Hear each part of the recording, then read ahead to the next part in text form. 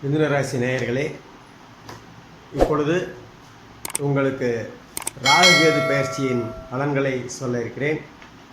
உங்களுடைய 3ஆம் இடத்திற்கு கேது, 9ஆம் இடத்திற்கு ராகு வர இருக்கிறார்கள் மே 18ஆம் தேதி.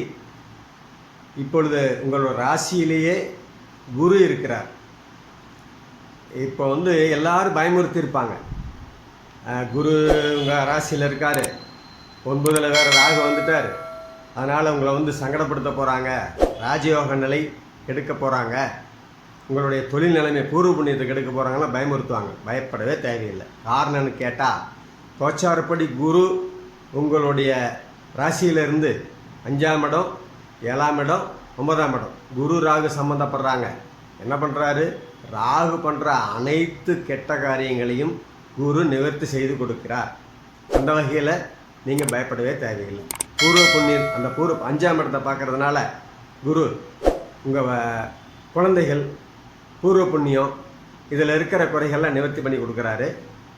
3ஆம் இடத்துக்கு கேது என்ன பண்ணுறான்னு கேட்டால், ஞானவழி ஆன்மீக காரகங்கள் இல்லையா, ஞானக்காரகன் கேது. அவன் என்ன பண்ணுறாரு? உங்களுடைய ஆன்மீக பயணத்தை செம்மைப்படுத்துவார். பெரிய பெரிய ஆன்மீகவாதிக குலதெய்வ வழிபாடு, நின்று போன குலதெய்வ வழிபாடு, இதையெல்லாம் கேது உங்களுக்கு நிவர்த்தி பண்ணி கொடுப்பார்.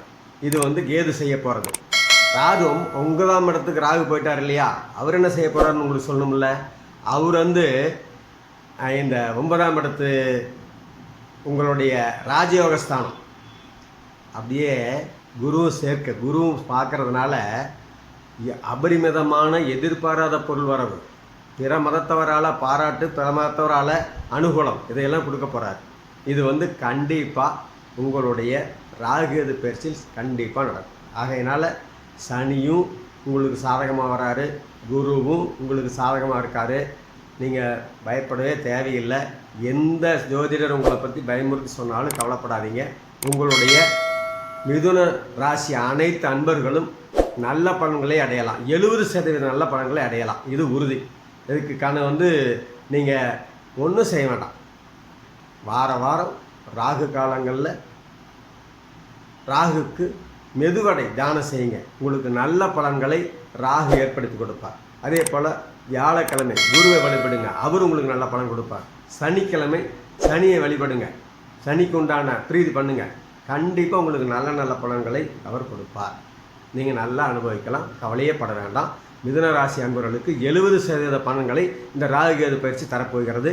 இது இன்னொன்று, இந்த மிதுன ராசிக்காரங்க விளம்பர யோகம், இவங்களுக்கு விளம்பர யோகம் கிடைக்கிறதுக்கு, ஏன்னா சுக்கிரன் சாதகமாக இருக்கிறாரு. அரசியல்வாதிகள் தொடர்பு ஏற்படும். நல்லா உங்களுக்கு கவனிச்சுக்குங்க. அரசியல்வாதிகளால் ஆதாயம் அடைய போகிறீங்க. இது கண்டிப்பாக நடக்கும். நீங்கள் அதை சரியாக பயன்படுத்திக்கிங்க. நன்றி.